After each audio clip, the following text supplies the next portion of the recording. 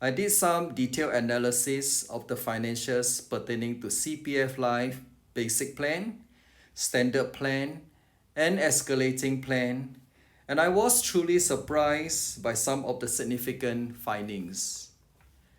I believe you would similarly be surprised by some of these findings, and will be glad that you chance upon this video or that your friend has forwarded it to you.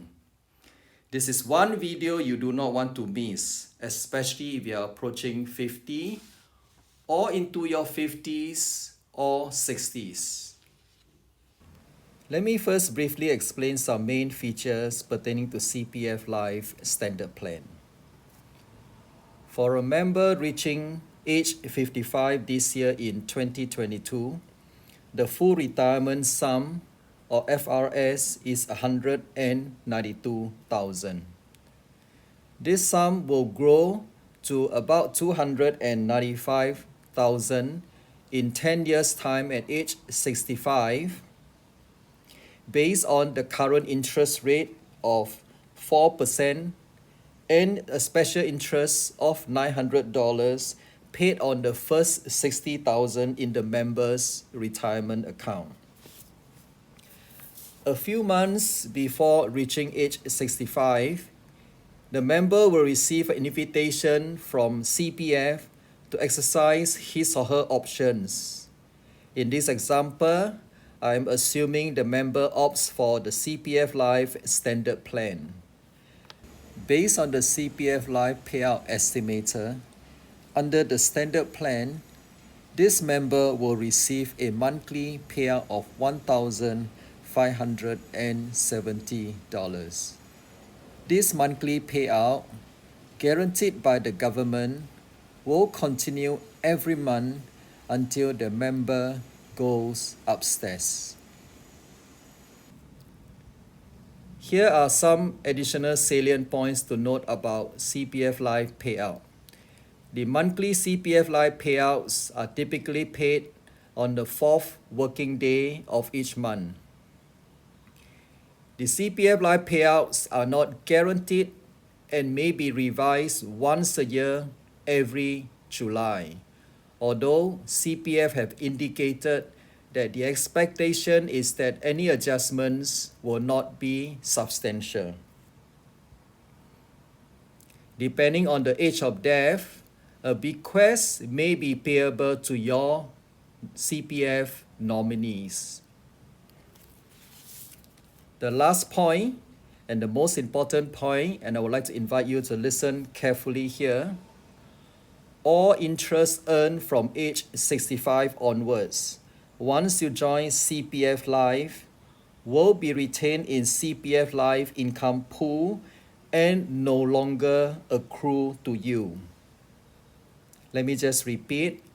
All interest earned from age 65 onwards, once you join CPF Life, will be retained in CPF Life income pool and no longer accrue to you.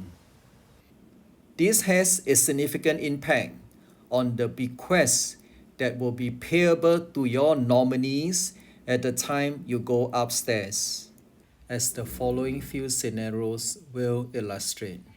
In this first scenario, we assume the member passes on at the age of 75 under the CPF Life Standard Plan. At the age of 65, this member would have contributed $295,000 to join CPF Life. Over a period of 10 years, from the age of 65 to 75, this member would have received a total payout of 10 times 12 times 1570, a total amount of $188,400. The bequest payable to his or her CPF nominees would be simply A minus B. The principal sum contributed to join CPF Life, $295,000, less the total payout received over 10 years at $188,400. This gives a bequest of $106,600 payable to his or her CPF nominees. However, the balance of the CPF premium paid to join CPF Life, inclusive of all interest earned over a period of 10 years from age 65 to 75, would have been $219,600. Hence, assuming death at the age of 75, a CPF member would stand to lose a total interest of $113,000 under the CPF Life Standard Plan. In this second scenario, we assume the member passes on at the age of 80.5. At the age of 65, this member would have contributed $295,000 to join CPF Life. At the age of 80.5, this member would have received payout over a period of 15.5 years from age 65 to 80.5.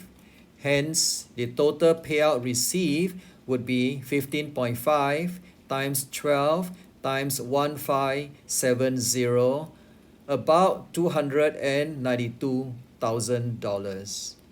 Hence, the bequest payable to his or her nominees would be again A minus B, roughly about $3,000. However, the balance of the premium contributed to join CPF Life at the age of 65, inclusive of interest earned over 15.5 years from age 65 to 80.5, would have been roughly about $163,000. Hence, if death occurs at the age of 80.5, under the CPF Life Standard Plan, a member will still stand to lose a total interest of $160,000. How would the numbers look like if a member survived till the age of 85?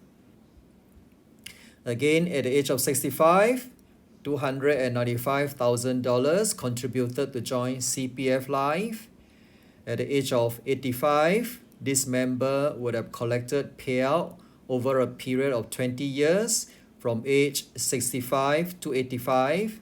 Hence, the total payout received 20 times 12 times 1570, almost $377,000 in total.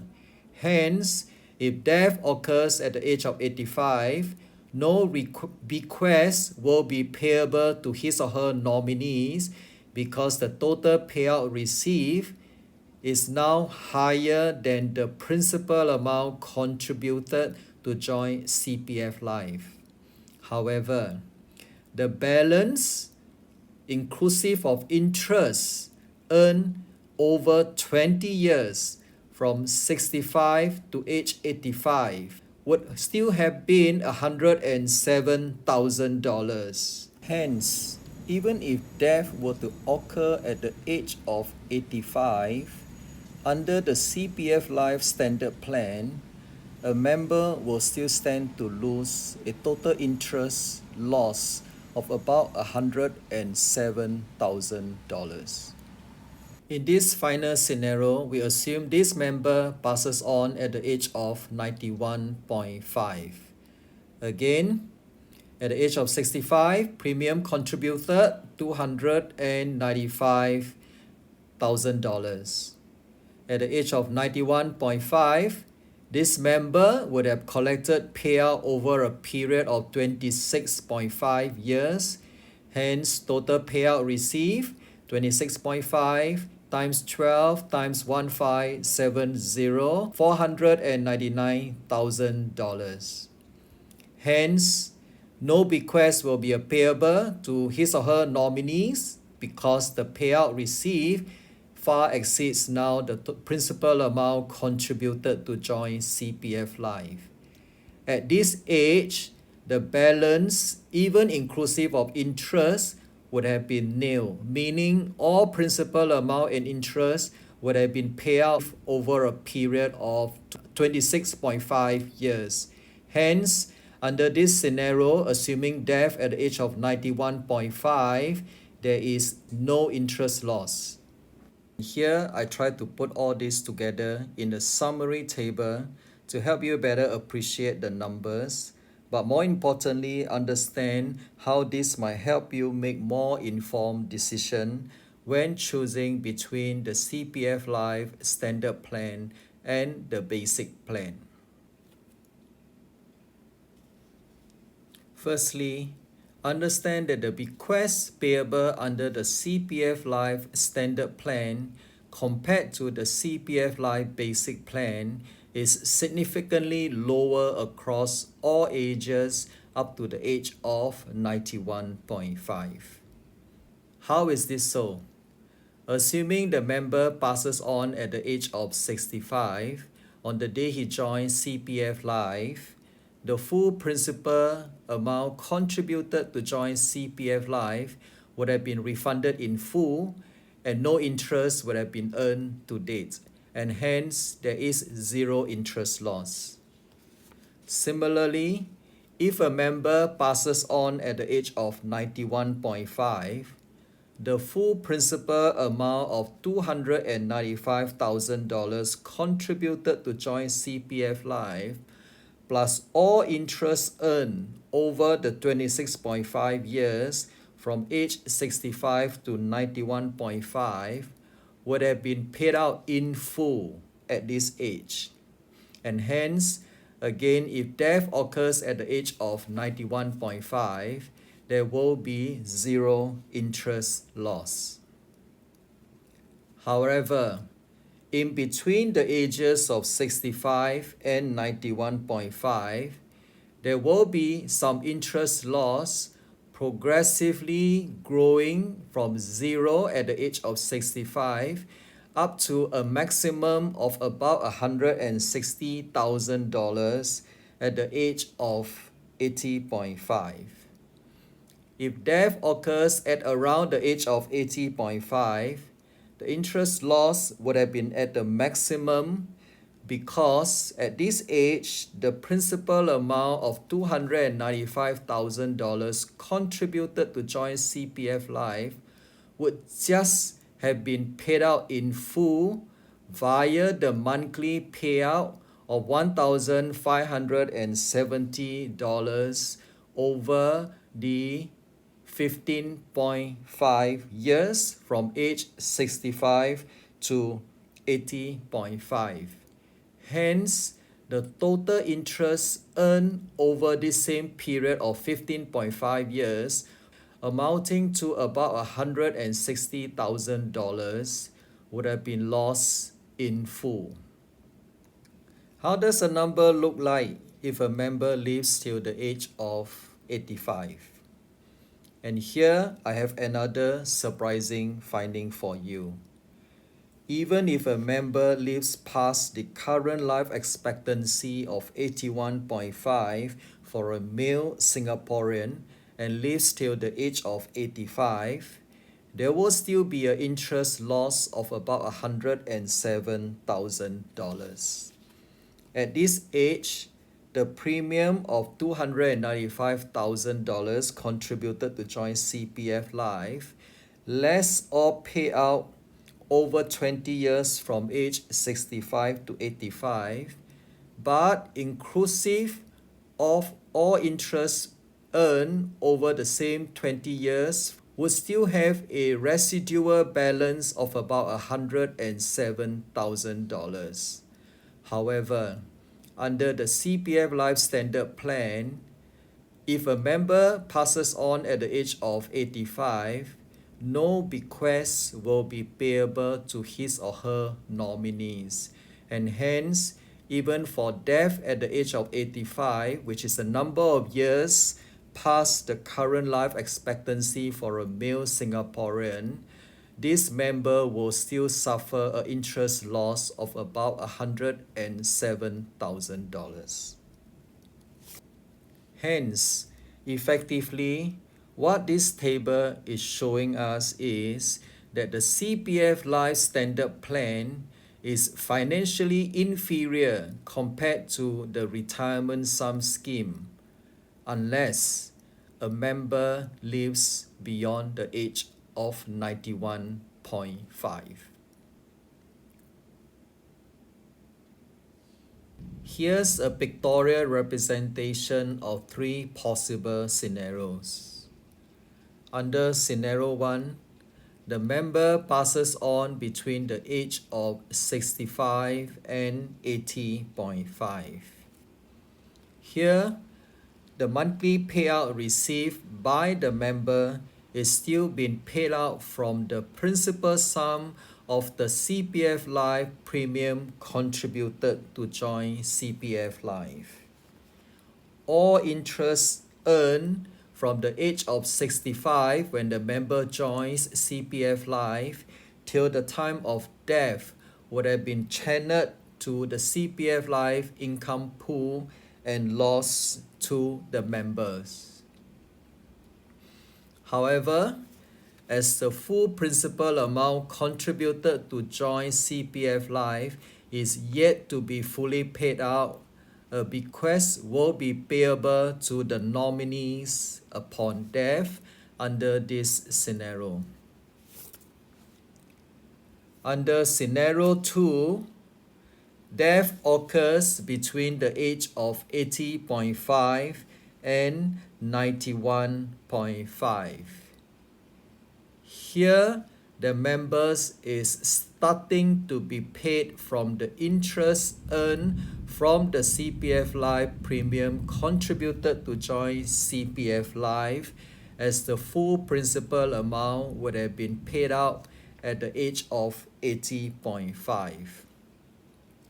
However, as illustrated earlier, before the age of 91.5, the interest earned by the members will still not have been fully paid out yet, and hence there will still be some interest loss under this scenario where death occurs between the age of 80.5 and 91.5.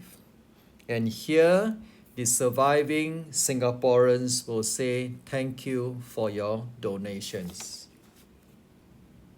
Under the third scenario, the member lives past the age of 91.5. In this scenario, the full principal amount contributed to join CPF Life and the interest earned would have been fully paid out. Hence, under this scenario, the monthly payout received by the surviving members would have been contributed from the interests of those who pass on before the age of 91.5. You have therefore done very well. Congratulations. And here's my final parting message for you before I end this video.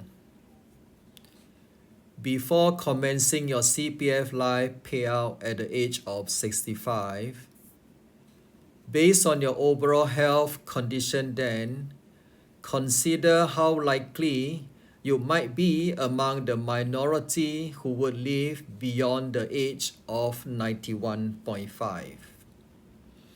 And secondly, as the monthly payout under the CPF Life basic plan is about $120 to $150 lower per month compared to the CPF Life standard plan, you should consider if the lower payout of $120 to $150 per month will impact your monthly cash flow in your retirement years significantly.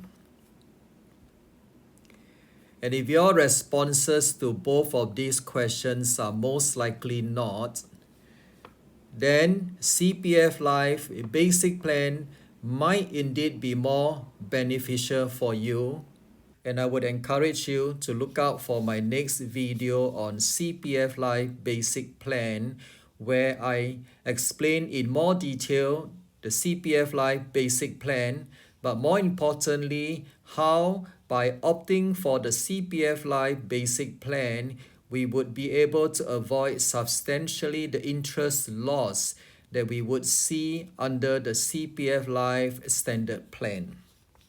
Finally, if you have found this video beneficial, can I encourage you to like it so that the YouTube algorithm will push it to more people who may similarly benefit from this video. I have earlier left the viewers a parting message. I have been thinking if I should similarly leave some parting questions for CPF board and had in fact decided against it. However, on second thoughts and thanks to video editing software, I have now decided to insert this short segment to leave some parting questions for CPF board's consideration. And my parting questions for CPF board's considerations are: is a scheme which is more beneficial for only a small minority who lives beyond the age of 91.5 truly more superior relative to the retirement sum scheme which CPF Life replaces? Do we need to forfeit the interest of such a large majority in each cohort to fund the CPF Life payouts of a very small minority who lives beyond the age of 91.5? And even then, possibly only for a few more years beyond 91.5. And thirdly, is there therefore some scope to explore increasing either the monthly payouts and or the bequest payable upon death under the CPF Life Standard Plan?